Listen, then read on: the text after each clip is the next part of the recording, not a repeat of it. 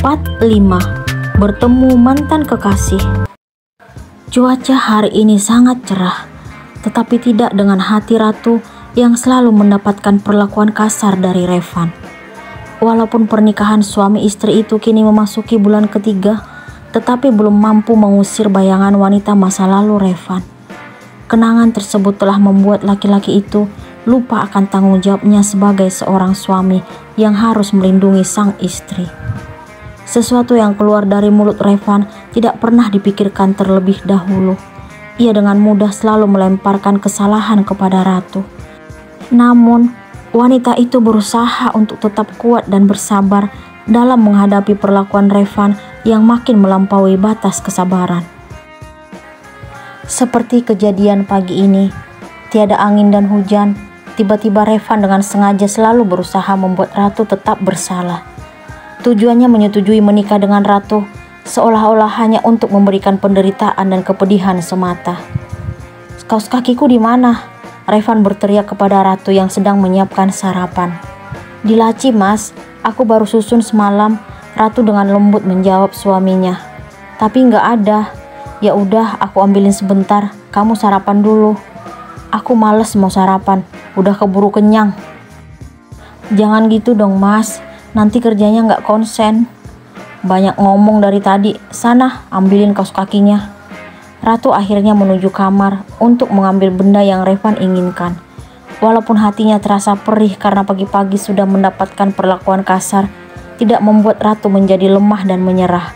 Niatnya tetap ingin berusaha mengubah hati suaminya yang sangat membeku. Tidak menunggu lama, Ratu kembali menuju meja makan, lalu memberikan kaos kaki yang diinginkan suaminya. Ia melihat menu sarapan yang dihidangkan di atas meja makan, tidak tersentuh sama sekali. Ternyata Revan hanya minum teh saja. "Kamu nggak sarapan, Mas? Nasi kamu masih utuh." Ratu ingin tahu apa alasan suaminya. "Aku udah bilang dari tadi, nggak mau sarapan. Kamu susah banget ya dibilangin. Aku hanya butuh kaos kakiku. Sini." Revan mengambil benda yang ia butuhkan dari tangan Ratu dengan kasar. "Aku siapin bekal ya, Mas. Kamu bisa sarapan di kantor." "Gak perlu, aku gak butuh." "Oh ya, jangan sampai kamu datang ke kantor untuk nganterin bekal yang tidak kuharapkan. Ngerti?" "Iya, Mas, aku ngerti." Setelah selesai memakai kaos kaki dan sepatu, Revan melangkah. Namun Ratu meraih tangannya dan berusaha untuk mencium punggung tangannya. Tetapi dengan kasar laki-laki tersebut menepiskan tangan wanita yang berstatus sebagai pendamping hidupnya. "Aku mau cium tangan kamu, Mas," ucap Ratu penuh harap. "Gak perlu," bentak Revan lalu meninggalkan wanita itu. Ratu hanya mampu mengusap dada atas perlakuan suaminya. Ia makin kebal menghadapi perlakuan Revan. Ia masih tetap berusaha dan yakin bahwa suatu hari nanti hati keras suaminya akan lembut dan bersedia menerima kenyataan bahwa mereka sepasang suami istri. Kampus merupakan rumah kedua bagi Ratu. Di tempat itu, ia mendapatkan ketenangan dan kedamaian karena memiliki dua sahabat yang sangat baik dan penuh pengertian. Cinta selalu mengeluarkan cerita-cerita lucu yang mampu mengocok perut Ratu dan Bimo. Sangat berbeda dengan Bimo yang terkesan lebih pendiam, tetapi penuh perhatian. Ratu tidak pernah mengetahui sikap pendiam Bimo yang sebenarnya. Ia bersikap seperti itu karena masih tetap menyimpan rasa terhadap wanita yang sudah lama ia kagumi. Besarnya cinta Ratu kepada Revan hingga mampu menutupi perasaan yang sangat mendalam dari Bimo untuknya. Saat ini, Bimo hanya terus berusaha agar mampu membuang perasaan yang sangat susah ia keluarkan dari lubuk hati yang paling dalam. Ia selalu berharap agar Ratu menemukan kebahagiaan bersama laki-laki yang telah mempersunting dirinya. Akan tetapi, akhir-akhir ini Bimo sangat heran melihat sikap Ratu yang kadang menunjukkan wajah sedih. Ia tidak ingin berprasangka buruk atas apa yang ditunjukkan oleh wanita pemilik senyum manis itu. Bimo juga merasa tidak kuasa menanyakan apa penyebab Ratu seperti itu. "Cin, kamu merasa nggak kalau akhir-akhir ini Ratu sedikit berubah?" Bimo akhirnya menyampaikan kekhawatirannya terhadap Ratu kepada Cinta. "Iya, tapi kemarin aku pernah nanya. Katanya dia baik-baik aja." Cinta memberikan jawaban yang membuat Bimo merasa lega. Oh, bagus deh. Aku takut dia kenapa-kenapa. Cie, perhatian banget sih. Ingat Bim, sekarang dia udah milik orang lain. Kamu udah telat.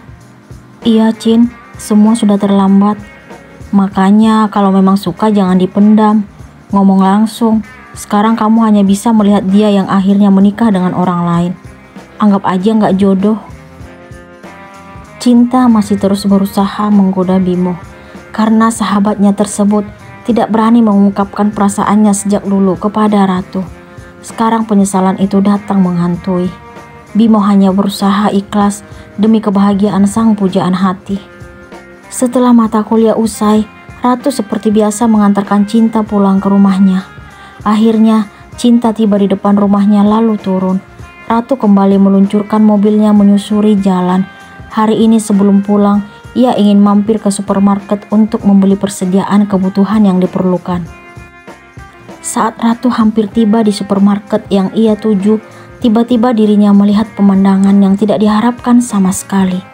Dari jauh, berdiri laki-laki dan perempuan di samping mobil. Pria itu tidak lain adalah Revan. Ternyata Revan dan Lani hari ini berjanji untuk bertemu. Tujuan pertemuan itu untuk menyelesaikan apa yang terjadi di antara mereka. Lani ingin memberikan penjelasan kepada Revan agar tidak memikirkan dirinya lagi. Please Van, tolong ikhlas dengan kehidupan yang sudah kita jalani. Kita ditakdirkan tidak untuk berjodoh.